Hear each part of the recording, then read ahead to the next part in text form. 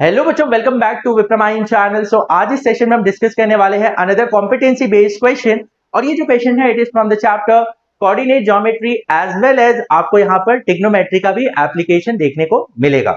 अब अगर आपको कॉम्पिटेंसी बेस्ड जो क्वेश्चंस होते हैं या केस स्टडी बेस्ड जो क्वेश्चंस होते हैं उनमें अगर प्रॉब्लम आता है बच्चों, तो अब से टेंशन लेने की जरूरत नहीं है, क्योंकि ऐसे टाइप के क्वेश्चंस का हमने एक प्लेलिस्ट बनाया हुआ है जिसके ऊपर ऑलरेडी हमने कुछ वीडियोस अपलोड किया है और कमिंग डेज में हम और भी क्वेश्चंस ऐसे अपलोड करने वाले हैं। तो जैसे ये सेशन एंड होता है तो just go check out that playlist, जिसका लिंक मैं आपको डिस्क्रिप्शन में दे दूंगा। एंड आई एम श्योर ये काफी हेल्प करेगा आपके कमिंग बोर्ड एग्जामिनेशन के लिए। So let's start with the today's session. तो ये क्वेश्चन को समझते हैं कैसे सॉल्व करेंगे। अब देखो क्वेश्चन क्या दिया है। अ quadrilateral ABOC is drawn on a coordinate grid as shown below. O is the origin and the coordinates of A are -3, 4. And angle हमें यहां पर दिया है OCA is 45 degree. So what is the perimeter of ABOC? अब perimeter क्या होता है? It is nothing but a boundary. अब ABOC का बाउंड्री क्या है? That is AB. तो AB हमें कैलकुलेट करना होगा, BO, CO एंड AC, इन सबको कैलकुलेट करके हम ऐड कर देंगे तो हमें इसका पेरीमीटर मिल जाएगा। ओके, तो सबसे पहले हम फोकस करते हैं AB के ऊपर। अब देखो यहाँ पर AB जो है वो y एक्सिस पे क्या है? परपेंडिकुलर है। इसका मतलब A का जो डिस्टेंस है अगर हम y एक्सिस से निकाल ले तो हमें AB का लेंथ मिल जाएगा। अब ऑब्वियस है आपने 9th स्टैंडर्ड में कोऑर्डिनेट ज्योमेट्री में ये क्वेश्चन किया होगा कि A का जो डिस्टेंस है y एक्सिस से वो कौन बताता है? उसका x कोऑर्डिनेट। उसका क्या? x coordinate. अगर वो उसके ऊपर परपेंडिकुलर है y एक्सिस के ऊपर तो x कोऑर्डिनेट जो होगा वो उसका डिस्टेंस बताएगा। तो AB का जो डिस्टेंस होगा वो इसके x कोऑर्डिनेट के ऊपर डिपेंड करेगा। तो x कोऑर्डिनेट यहां पर क्या है? -3। ऑब्वियस है डिस्टेंस तो माइनस में होगा नहीं, तो इट विल बी 3 यूनिट्स। कितना होगा बच्चों? ये 3 यूनिट। अब देखो AB जो होगा वो देखो it will be same as, ये सपोज इसे हमने D ले लिया, OD के बराबर होगा ना। ये क्या होगा? OD के बराबर। अब देखो ये ओरिजिन है, ये सपोज ये -1 हो गया, -2 हो गया एंड -3 हो गया। तो O से D का जो डिस्टेंस है वो कितना होगा? 3 यूनिट होगा। यस, ऑब्वियसली यहाँ पर कोऑर्डिनेट क्या होगा? -3, तो ये 3 यूनिट है। तो AB भी कितना होगा? 3 यूनिट। क्या ये सबको क्लियर हो रहा है? तो AB का यहाँ पर जो डिस्टेंस होगा दैट विल बी 3 यूनिट्स। क्या ये सभी को क्लियर हुआ? तो यहाँ पर -3 जो है x कोऑर्डिनेट, वही हमें उसका y एक्सिस से जो डिस्टेंस है वो मिल जाएगा, that is nothing but AB का लेंथ। ओके, अब यहां पर देखते हैं BO का लेंथ। अब देखो BO का जो लेंथ होगा या हम AD का लेंथ, तो AD और BO दोनों सेम ही होगा। अब A का जो x एक्सिस, देखो ये x एक्सिस के ऊपर क्या है? परपेंडिकुलर है। तो ऑब्वियस है इसका x एक्सिस से कितना डिस्टेंस है A का, तो वो कौन बताता है? y कोऑर्डिनेट बताता है कि नहीं? क्या बताता है? y coordinate. तो y कोऑर्डिनेट कितना है यहाँ पर? 4। इसका मतलब AD का जो लेंथ होगा वो कितना होगा? 4 यूनिट। AD और BO दोनों सेम ही होगा। देखो ये BO है, तो अगर मैं बात करूं सपोज ये 1 है, ये 2 यूनिट हो गया, ये 3 यूनिट, ये 4 यूनिट होगा। यस, तो ऑब्वियस है BO का जो डिस्टेंस होगा, जो लेंथ होगा that will be 4 unit. Okay, तो यहां पर ध्यान दीजिए BO और BO और AD ये दोनों का ही लेंथ कितना होगा? 4 यूनिट। क्या ये सभी बच्चों को क्लियर हो रहा है? क्लियर है ये? तो अगर मैं बात करूं AB, तो AB का लेंथ कितना आया? 3 यूनिट। वो मुझे इसके x कोऑर्डिनेट से मालूम हो गया। हाँ, माइनस है तो हम वो माइनस में नहीं लेंगे, वो पॉजिटिव में लेंगे because distance can not be negative. Okay, तो ये हो गया 3 यूनिट। और अगर हम बात करें AD और BO का लेंथ, तो ऑब्वियसली इसका जो y कोऑर्डिनेट होगा वो हमें दे देगा, तो दैट इज नथिंग बट कितना होगा? 4 यूनिट। और y कोऑर्डिनेट डायरेक्टली क्यों ले रहे हैं? बिकॉज ये ओरिजिन से ये डिस्टेंस है ना, तो इसलिए हम डायरेक्टली वो कोऑर्डिनेट ले सकते हैं। क्लियर है?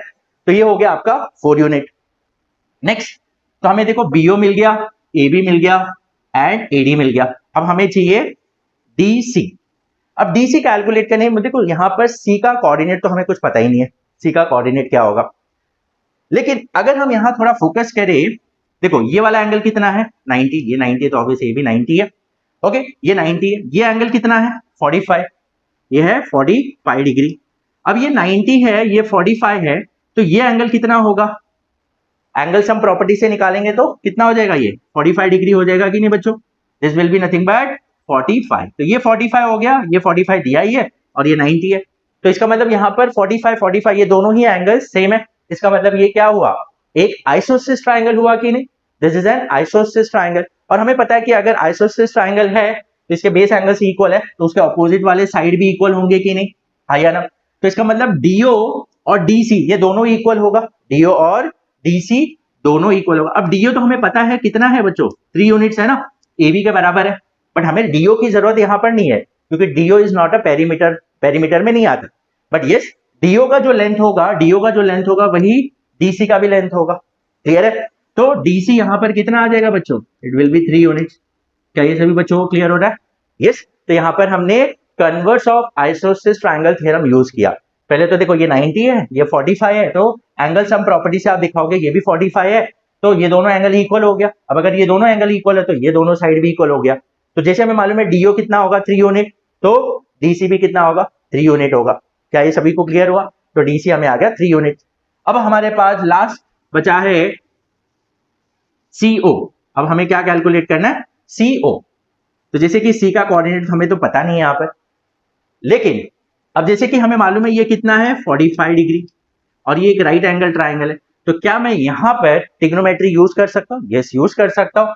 जैसे कि मुझे ये 3 यूनिट मालूम है, ये भी 3 यूनिट हमें मालूम पड़ गया और ये 45 डिग्री मालूम है। मुझे देखो सीए का सीओ कैलकुलेट करना है। सीओ क्या है यहाँ पर, हाइपोटेन्यूज है, और मुझे ये एंगल भी मालूम है। तो मैं कौन सा फंक्शन यूज कर सकता हूँ, मैं साइन भी यूज कर सकता हूँ, कॉस भी यूज कर सकता हूँ। देखो ये एंगल का ऑपोजिट मुझे मालूम है और हाइपोटेन्यूज निकालना है। Yes, CO is the hypotenuse. तो कौन सा फंक्शन यूज करेंगे, साइन फंक्शन हम यूज कर सकते हैं। तो साइन 45 डिग्री, साइन 45 डिग्री, तो साइन 45 क्या होगा, opposite that is DO by hypotenuse that is CO. तो साइन 45 कितना होता है बच्चों, 1/√2 होता है। व्हाट इज डीओ, डीओ कितना है 3 units upon CO. Cross multiply करेंगे तो क्या आ जाएगा, CO will be equals to 3√2 units. कितना आ जाएगा 3√2 यूनिट्स। तो सीओ आ गया हमें 3√2 यूनिट्स। क्लियर है? तो देखो सारे लेंथ हमें आ चुके हैं, अब इन सिंपली इन सबको ऐड कर देंगे।